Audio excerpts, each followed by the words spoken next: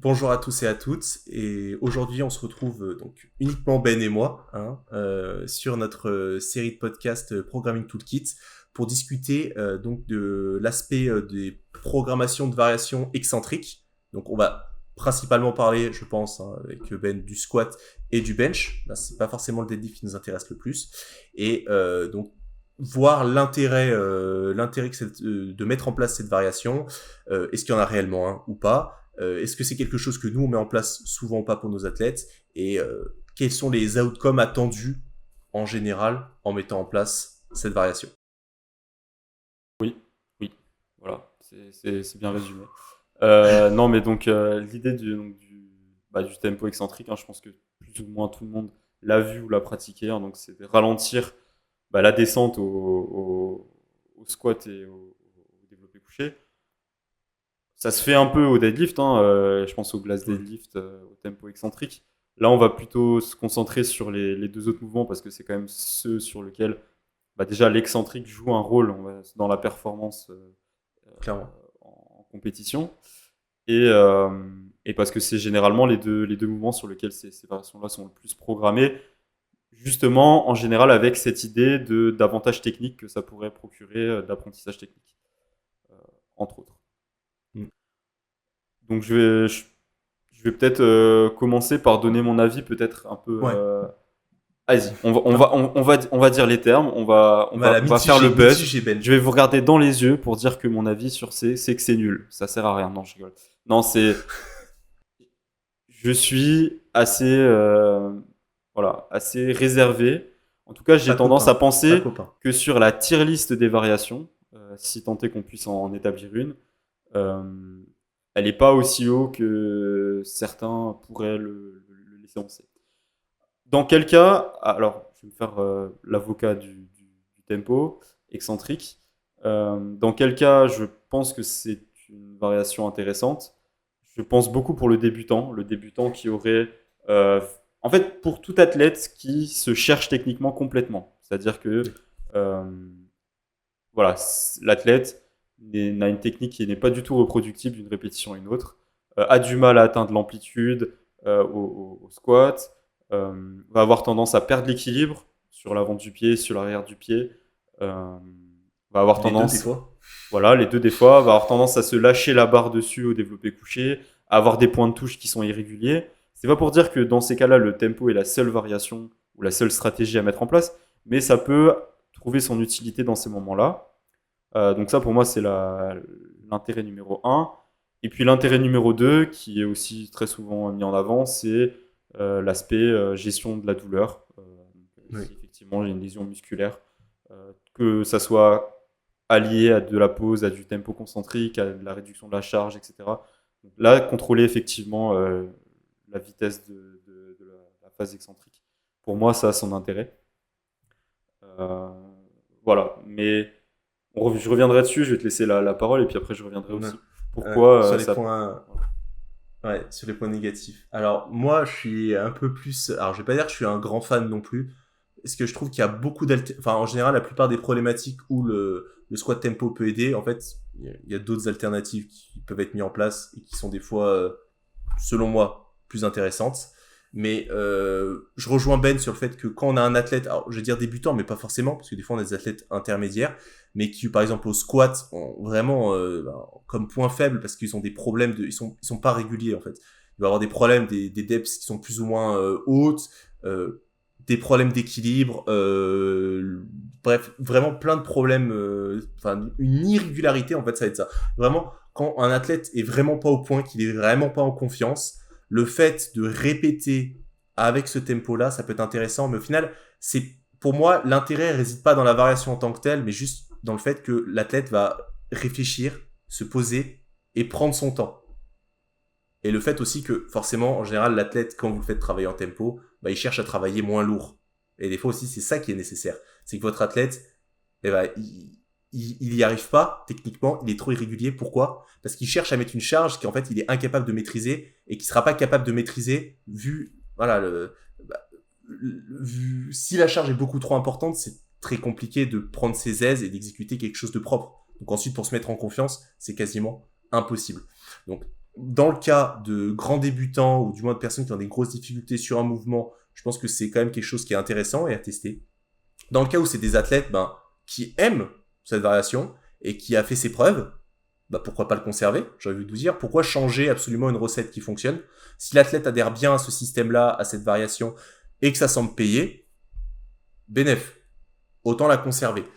Là où ça peut être aussi intéressant, éventuellement, ça va être donc pour des athlètes plus avancés, ça va être des athlètes qui ont, entre guillemets, une plus grosse pause.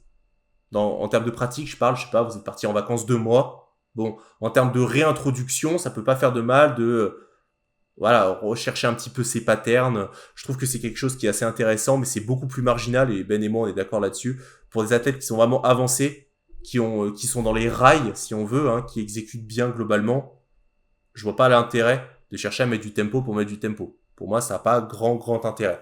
Donc ça va être surtout pour permettre l'athlète d'être plus sensible à ses patterns, à sa sensibilité, son ressenti, que ce soit dans l'exécution en tant que telle, les standards également, que ce soit la pose au bench, donc d'avoir quelque chose de stable sur la poitrine, d'avoir une trajectoire efficiente, au squat, d'avoir une phase concentrique et excentrique de qualité, parce que forcément si votre phase excentrique est terrible, vous partez dans tous les sens, la poussée, donc la phase concentrique va être tout aussi terrible. Donc ça peut être très intéressant. Après, ça a aussi son lot du coup d'aspects négatifs. Je vais laisser Ben commencer là-dessus lui, parce qu'il aura encore plus Ouais, de choses à dire. Je compléterai ouais. peut-être s'il y a des trucs que j'ai pas dit, mais voilà, Non, non, c'est non, mais voilà, avant, c'est vrai, on va dire de commencer la démolition du tempo excentrique, oui, c'est vrai que c'était bien de rappeler quand même ses vertus, c'est-à-dire, voilà, pour l'athlète qui se cherche complètement techniquement, l'athlète qui a des problématiques douloureuses, l'athlète qui reprend après une longue période d'arrêt, qui a besoin, un peu comme l'athlète débutant ou intermédiaire, ouais, se c'est ça en fait. Ouais. retrouver. Et puis l'athlète, ça peut être une des solutions à mettre en place quand on a un athlète qui se laisse complètement aller sur la phase excentrique, que ce soit au bench ou au squat. Au squat où ça peut être des problèmes d'équilibre, au bench où ça peut être un problème de régularité du point de touche et de la position dans laquelle il se retrouve bien sûr en bas du mouvement. Même si on a un athlète qui sync, ça peut être Ça peut être peut avoir une pertinent aussi technique. sur certains profils. Voilà, il Ouais. peut avoir une technique un peu plus rapide, on va dire, sur l'excentrique, sans que ça soit forcément un problème. Pareil hein, pour le squat. Hein. Le tout, c'est que c'est pas on va dire pour moi, c'est pas la vitesse de l'excentrique qu'il faut contrôler absolument. C'est quel est l'outcome du mouvement. Est-ce que la tête se déséquilibre ou pas. Voilà. Maintenant, une fois qu'on a dit ça, je pense que on prête au tempo excentrique des qualités qui n'ont pas forcément. Parce que souvent, derrière le tempo excentrique, il y a la notion de vouloir améliorer la proprioception de l'athlète, sa perception du mouvement lors de la descente, d'avoir ce temps justement. Et c'est quelque chose qui est intéressant pour dégrossir le travail, je trouve. C'est un peu le premier outil pour l'athlète un peu perdu en manque de repères. Par contre, pour un athlète, comme tu as dit, qui est sur les rails, qui a une technique qui est solide, qui est stable depuis un certain temps, ou même s'il y a des modifications mineures, mais on va dire qu'il se sent bien, qu'il se sent efficace Ouais. sur son mouvement, Qui est efficient, qui est qui ne régulier. démontre pas de problème d'équilibre ou de choses comme ça. Je pense qu'avec le tempo excentrique, parfois on peut introduire le problème. Ouais. Et ça, je l'ai beaucoup vécu et je pense qu'il y a des gens qui se reconnaîtront dans cette situation-là. Où finalement, d'un mouvement où on se sent efficace, on commence à se mettre à réfléchir. Parce que du coup, on a le temps de réfléchir et Ouais, c'est pas faux, on a envie de ninja un peu plus, au contraire d'avancer les genoux un peu plus, ou de resserrer un peu plus les coudes ou de les ouvrir sur la descente au bench. Et en fait, on peut comme ça consciemment introduire des biais dans notre technique qui du coup passent aux charges avec laquelle on l'effectue, puisque justement le tempo, et ça c'est quand même un des avantages qui est souvent cité et qui dans l'absolu est réel, hein, c'est d'atténuer un peu la charge absolue qu'on met sur la barre, donc ça peut être en complément d'un squat beaucoup plus lourd, d'un bench beaucoup plus lourd, plusieurs bench beaucoup plus lourds dans la semaine. Donc il y a quand même cet intérêt qui est notable. Mais si ça se fait au détriment en fait de la confiance et de la technique, tout simplement, je pense que dans ce tempo, il y a un peu cette volonté de je réduis la charge sur la barre, comme tu l'as dit d'ailleurs, ce qui peut être intéressant pour certaines personnes qui sont en manque de base et de confiance. Mais je réduis la charge sur la barre pour améliorer ma technique. Bah oui, mais sauf qu'en fait, tu peux introduire des mouvements Hmm. qui sont pas du tout optimaux parce que tu les penses meilleurs en théorie, mais en réalité, l'efficacité est nulle et souvent même négative. Ouais. Et ça, on l'évoque pas mal en ce moment. David, je pense qu'il en parlerait aussi, pas forcément dans le contexte du tempo, mais ce côté où finalement l'erreur est importante pour l'apprentissage. Sauf que pour que l'erreur ait un effet sur l'apprentissage, il faut qu'il y ait un feedback, c'est-à-dire qu'il faut que l'erreur te punisse. Or, en C'est ça. tempo, sur une charge qui est plus faible, tu seras pas puni. Donc je pense que pour l'apprentissage technique, à mon sens, il y a des variations qui sont plus intéressantes pour challenger l'athlète sur des Hmm. portions du mouvement ou sur des choses qui n'est pas capable de mettre à un moment donné. Je pense, voilà, pour le squat, tu as du pause squat, tu as du pin Ouais. squat, du tempo. J'ai moins de, parce que je te disais avant en off, j'ai moins Ouais. de difficultés avec le tempo concentrique. Parce que sur la phase concentrique, justement, c'est punitif le tempo. Ouais. Là où sur l'excentrique, ça l'est pas forcément. Et je pense que voilà, comme ça, on a tendance à introduire des mauvaises habitudes que l'athlète n'avait pas forcément et dont on va pas forcément se rendre compte avant que le mal soit fait.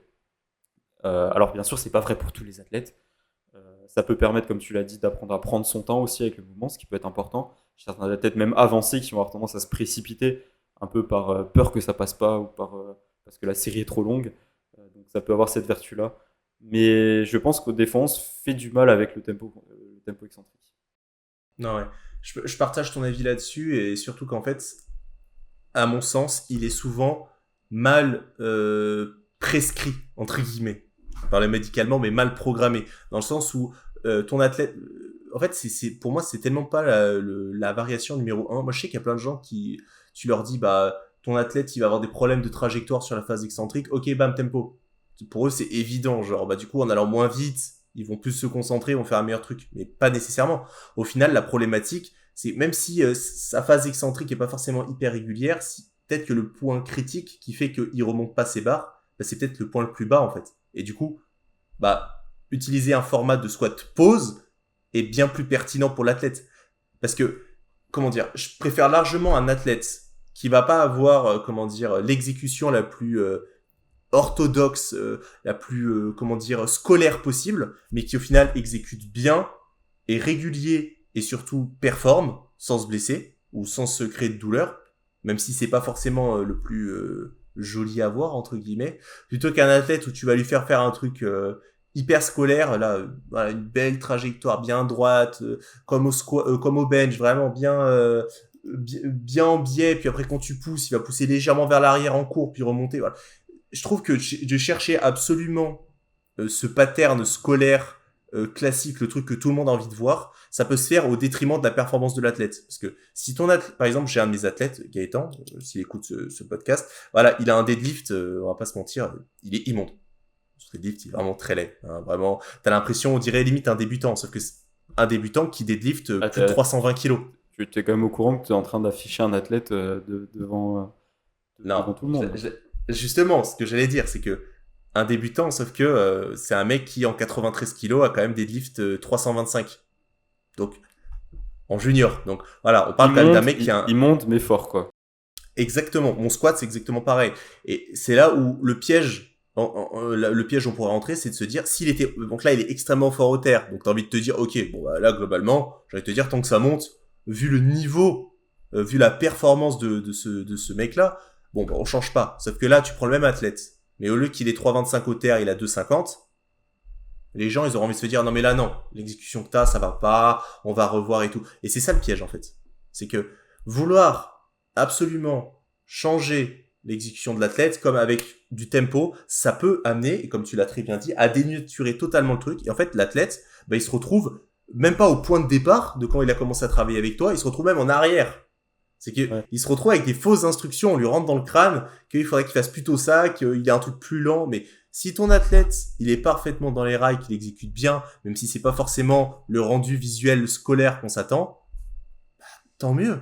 Après, par contre, si c'est le cas et que on se retrouve avec un mouvement où il est clairement en difficulté, où il performe peu, où il a tendance à se blesser, à se faire mal, là oui, ok. Et Ça même, se discute. et même chez un athlète, pour moi, qui n'a pas de problématique et chez qui tu le programmerais sans cue particulière, juste comme Mm. une variation en fait voilà, de renouvellement un peu Mm. de Ah bah là programmation, encore pire. Ah ouais, encore pire. et avec la seule idée de se dire bon bah on va moduler un peu la charge sur la barre, ça peut amener des déviations qu'on Ouais, n'attendrait pas. Et je pense ouais, que il y a des athlètes chez qui ralentir l'excentrique parce que derrière, il y a un problème de stabilité en bas du mouvement, un problème de position, etc. ouais, ou C'est un psychologiquement. enjeu. Mm. Mais une fois de plus, est-ce que finalement, si l'athlète a tendance à voilà, se laisser tomber au squat, ne serait-ce que programmer du pose ou du pin, ça va le punir nécessairement et ça va l'obliger à ralentir, à contrôler son excentrique, sans pour autant en fait se concentrer sur ce ralentissement d'excentrique. Tu vois ce que je Ouais, veux dire? C'est ouais, je simplement pense que que ouais. on va plus directement adresser le problème qui est l'attention, conserver l'attention pendant le mouvement, conserver l'attention en bas du mouvement, conserver la position, qui est le vrai problème, plutôt qu'en essayant d'imposer un tempo excentrique qui lui finalement peut-être disparaîtra même, les bénéfices peut-être disparaîtront quand on reviendra sur le mouvement de compétition, parce que la cause réelle du problème n'aura pas été adressée, quoi. Ouais, bah pour moi c'est limite souvent malheureusement le choix de facilité en fait. C'est ton athlète, il performe pas très bien au squat, visuellement ça se passe pas trop bien, l'athlète te décrit la situation comme voilà, je sais pas, je me sens pas bien, je descends, mais voilà. Je trouve que c'est la facilité quoi. C'est voilà, tempo sur l'ensemble du mouvement. Comme ça au moins si l'endroit où ça va pas, théoriquement, il sera affecté et donc on espère qu'il y ait du mieux. Alors qu'en fait, si tu creuses un petit peu plus, tu cherches à comprendre, bah ça peut être comme on a dit en bas du mouvement et là donc typiquement du pause, ça peut être hyper pertinent parce que très punitif.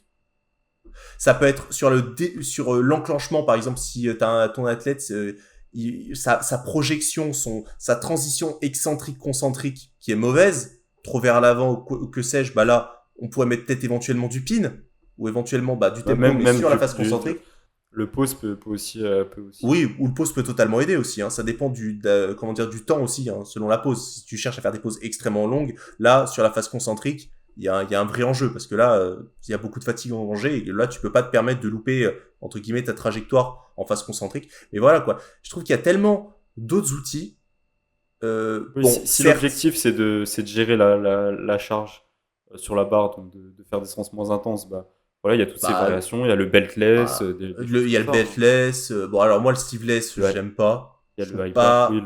le sleeveless non plus, c'est pas mon délire. Je trouve ça après. Je vois pas d'intérêt Bon non plus. particulier sinon de donner l'impression à l'athlète que ses genoux ont rétréci de moitié. Ouais, c'est ça en fait. Mais Autant le en beltless, vrai, il y a un enjeu il y a un enjeu de bracing, il y a un enjeu de rigidité thoracique, etc. Bon, alors tes peut-être genoux, que c'est mon tes genoux. avis changera. Alors moi je suis pas, j'ai pas encore pratiqué les genouillères cheatées de- des années 2022 plus. Donc je sais pas. Peut-être que dans ces cas-là il y a un intérêt à revenir sur des sleeves moins supportifs, tu vois, ou Je pense que c'est peut-être du surtout du sleeveless confort. quoi. Hein. C'est surtout du confort en fait, hein, honnêtement. Parce que c'est des genouillères qui vont être très embêtantes. Mais sinon, globalement, c'est plus. Moi, je le fais. Je vais avoir 2 squats dans la semaine, un lourd, heavy, avec relativement peu de répétitions sur l'ensemble des sets.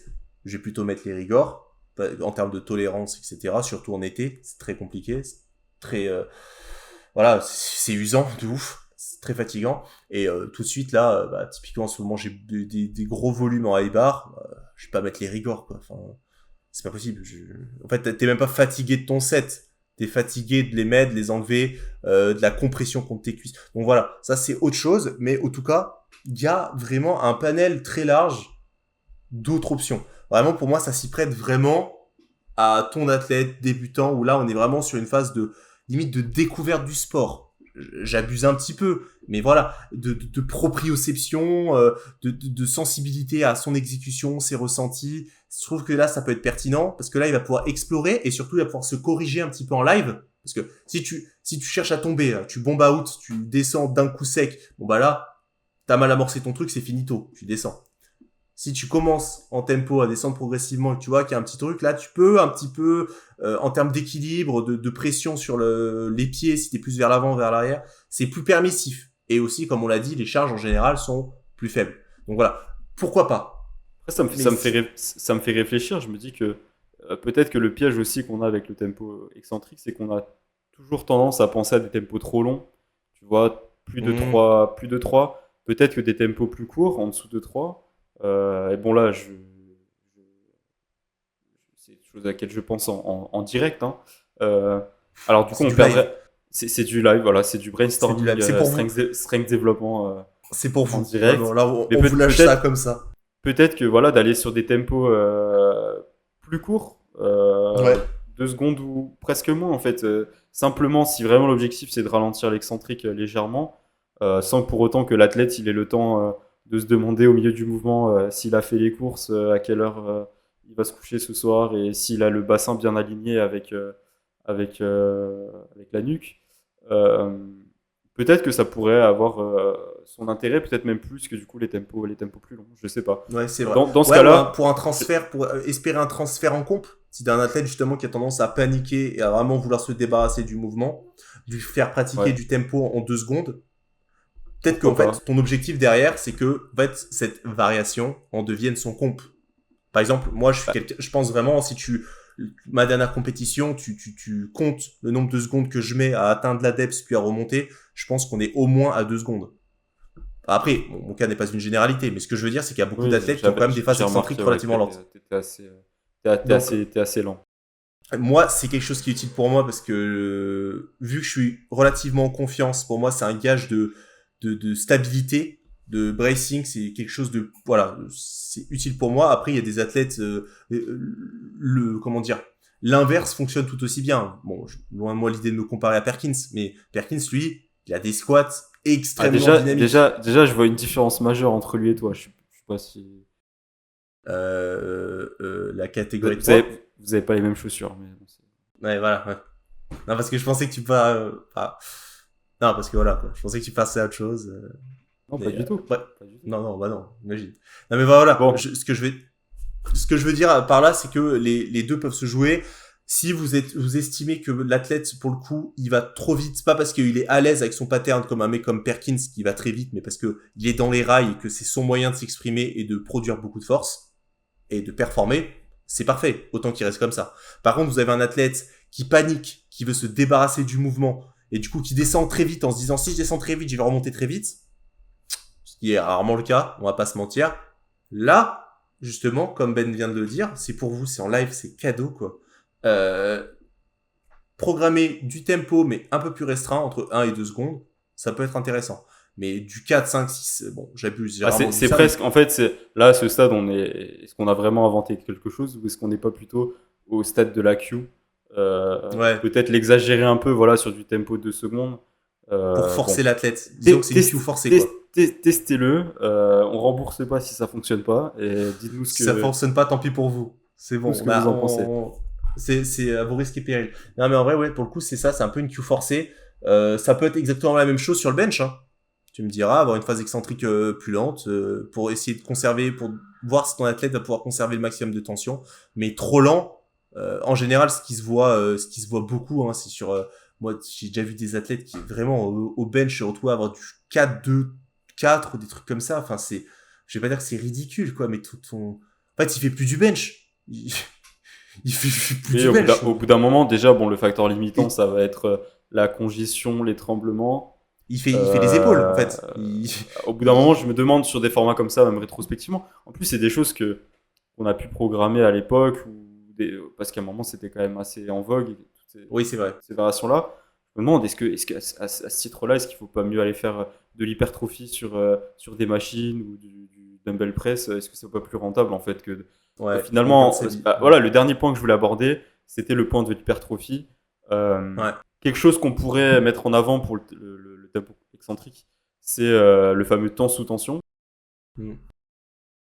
En réalité, quand on considère tous les paramètres, c'est-à-dire le fait que la charge est réduite, le fait qu'on va faire moins de répétitions ou qu'on va mettre moins lourd, enfin qu'on met moins, voilà, étant donné, ça j'ai déjà dit, puisque j'ai dit que la charge était réduite, étant donné que le tempo va être épuisant, que l'amplitude n'est pas modifiée, que certes l'excentrique c'est important dans l'hypertrophie, c'est même, si on en croit la littérature et les pensées actuelles, que c'est la phase la plus importante pour l'hypertrophie, mais rien ne dit que c'est le tempo de cette phase qui Ouais.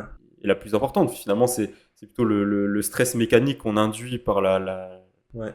la descente de la résistance en fait à la descente de la charge, que ça se fasse lentement ou pas, c'est pas forcément déterminant. Donc, je suis pas sûr qu'il y ait un intérêt, voilà, de ce temps sous tension particulier par rapport à une série où on mettrait plus de poids, où on ferait plus de répétitions avec un tempo normal. Donc, je me demande dans ces conditions-là, voilà, est-ce qu'il vaut pas mieux aller faire autre chose, soit faire une autre variation, soit carrément aller faire quelque chose de moins spécifique, Ouais. mais de tout aussi stimulant en termes de masse musculaire et d'hypertrophie. Donc voilà, c'est des réflexions que j'ai, qui fait qu'avec le temps, j'ai peut-être parce que d'ailleurs dans l'école RTS c'était quand même assez présent Ouais. les tempos, Ouais. Clairement. peut-être aussi dérivé quelque part de l'équipé, hein. Peut-être que l'équipé a Ah. beaucoup plus cette composante. Donc déjà, tu es obligé de ralentir, t'as pas le Ah bah choix, clairement. le matériel te Clairement. ralentit. Et puis il y a peut-être encore plus cette notion de là, par contre, je dois maîtriser ma descente. Tout se fait au poil pour pouvoir repartir à la bonne position. Je Ah sais bah pas, là, oui. j'ai pas du tout. Donc là, je veux pas dire de bêtises, j'ai pas d'expérience dans Non, le mais truc. oui, non, mais c'est pertinent. Pour le coup, c'est vrai que là, le- l'enjeu est majeur, quoi. C'est que même un athlète qui est clairement sur les rails, qui est vraiment extrêmement carré sur son exécution, au squat en équipé, ça pardonne pas. Vraiment un micro truc, il suffit que le dérac n'était pas exactement comme il voulait, que son inclinaison de buste soit pas vraiment, bref, plein de raisons que ça roule juste à peine la barre ou quoi. Là, c'est fini, tu vois. Ouais. Donc oui, clairement, Donc, là, donc peut-être que ça vient de là, voilà. Peut-être que c'est l'une des origines. J'ai pas retracé les racines des tempos excentriques, mais petit à petit, voilà, moi personnellement, je m'en détache beaucoup. Je pense que, voilà, toi, tu es du même avis que nous. Je pense que moi, je pense que David mettra peut-être des stories d'ailleurs, s'il n'est pas d'accord avec nous. Ce sera l'occasion ouais, c'est de ça. rebondir, mais je pense que sur pas mal de points, il nous rejoindra. Donc, des variations à ne pas totalement, pour moi, exclure, mais à utiliser avec beaucoup plus de parcimonie que ce qui a été fait par le passé. Et on a réussi à caser un mot compliqué. Merci. Donc, C'est pour Thibaut, ça. voilà, c'est une petite dédicace Ouais. pour, Sine qua non. pour Pour ceux rentabiliser qui... le Larousse que tout le monde a dû acheter depuis notre podcast Ouais. avec Vous avez Alex. 15% hein, avec le code SD15 sur votre Larousse. Donc n'hésitez pas. C'est bientôt la rentrée. Donc pour ceux qui nous écoutent, nos Voilà. forces athlétistes éduquées. Bon, bah écoutez, je crois qu'on arrive au terme de ce podcast. Je vous remercie de nous avoir suivis. N'oubliez pas si ça vous a plu et si ce qu'on fait a un quelconque intérêt dans votre pratique de la force, à ne pas hésiter à mettre un petit like sur la vidéo, à vous abonner et à vous abonner aussi sur nos autres réseaux. Et bah, je vous dis à bientôt pour un nouveau podcast. Merci beaucoup. Ciao. Ciao.